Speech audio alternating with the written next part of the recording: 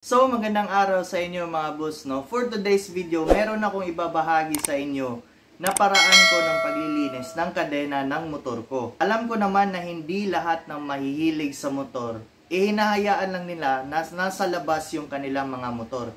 Yung iba pa nga kasi, katulad ko, na nasa loob ng kwarto. Yung iba pa nga pinapapasok talaga nila sa loob ng bahay kasi sa sobrang sela nila mag-alaga. Kung gayon pa man mga boss, maglilinis kayo ng kadena na nasa loob ng bahay, ay hindi talaga maiiwasan na madudumihan yung sahig ninyo. Paano nyo maiiwasan ang ganon? Panoorin mo ang video na to.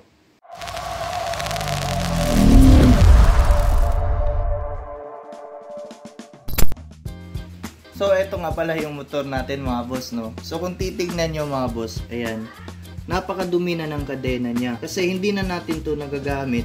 Ilang linggo na din mga boss, no? Hindi na tayo sumasama sa mga rides. Kasi medyo busy na din tayo sa buhay. Sa mga boss, no? So, ayan, nakikita nyo, may mga dumi na talaga siya na hindi na natatanggal ng tubig. So, kailangan na talaga natin tong i-brush.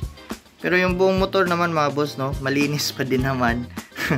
So, ipinapakilala ko nga pala sa inyo mga boss, no, itong katulong natin sa paglilinis ng kadena. So, itong Oxford Dirt Guard. So, ang function nito mga boss is pinoproteksyonan na yung mugs natin or other painted surfaces laban sa mga splashes na gawa ng pag-spray natin sa chain cleaner. At sa tuwing naglilinis tayo ng sprocket o kaya naman kadena, so yung mga tumutulong dumi mula doon mga boss is naiipon lang siya sa parting to. So maiiwasan talaga nating madumihan yung sahig. So simulan na natin, kuha lang tayo ng panglinis mga boss. Let's go! So kuha lang muna tayo ng panlinis dito sa box natin mga boss, no? So meron tayong konting naipong mga maintenance kit dito mga boss. So ayan, meron tayong mga engine oils, ayan, so mga pampakintab, kasama filter.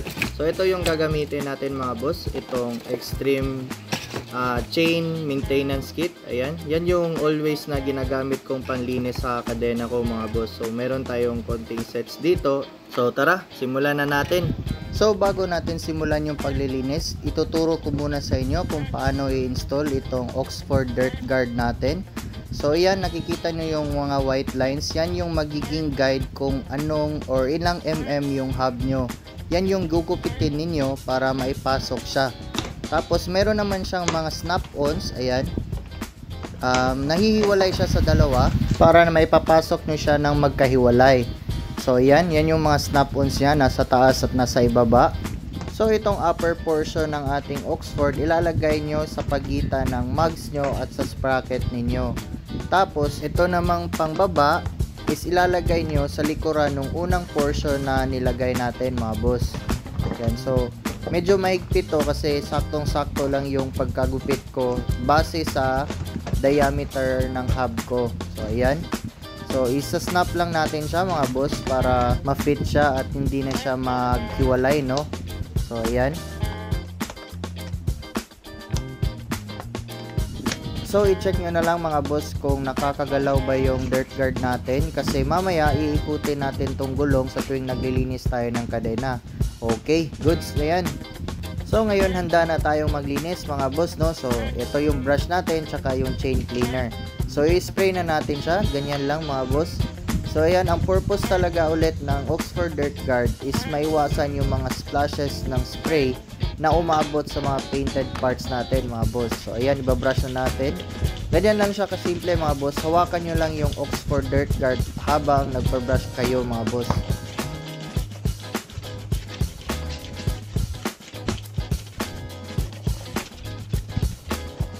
So ang nakikita kong mali dito mga boss, no, is nakikita nyo sumasama pa ikot yung ating dirt guard sa tuwing iniikot natin yung gulong. At maaring matapon yung ating mga dumi na naipon sa ilalim mga boss, no.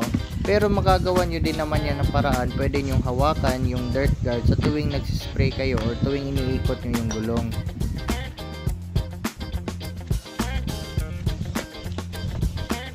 Tapos kung satisfied na kayo, pwede na nating tanggalin yung ating dirt guard. Maging maingat lang tayo dito kasi baka matapon yung mga dumi na naipon sa ilalim mga boss. So yan, ipapakita ko sa inyo mga boss yung duming naipon, no. So wala siyang tapon mga boss. So far goods na goods to mga boss. Since gawa sa high quality durable material itong dirt guard natin, so pwede nyo lang siyang punasan after maglinis mga boss, at pwede nyo na siyang gamitin ulit. Di tulad ng dati na nakagawian natin mga boss, no, lagi tayong nagtitape sa tuwing naglilinis tayo ng kadena.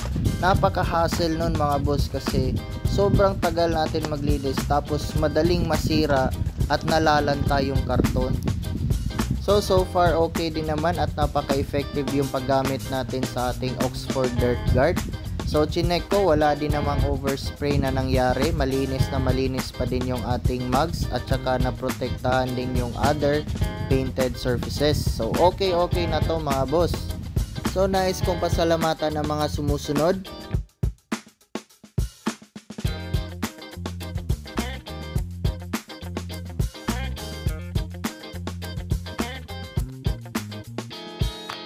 So actually ganun lang kasimple maglinis ng kadena kung kayo ay nasa loob ng mga kwarto ninyo mga boss, no? At para maiwasang madumihan yung sahig ninyo.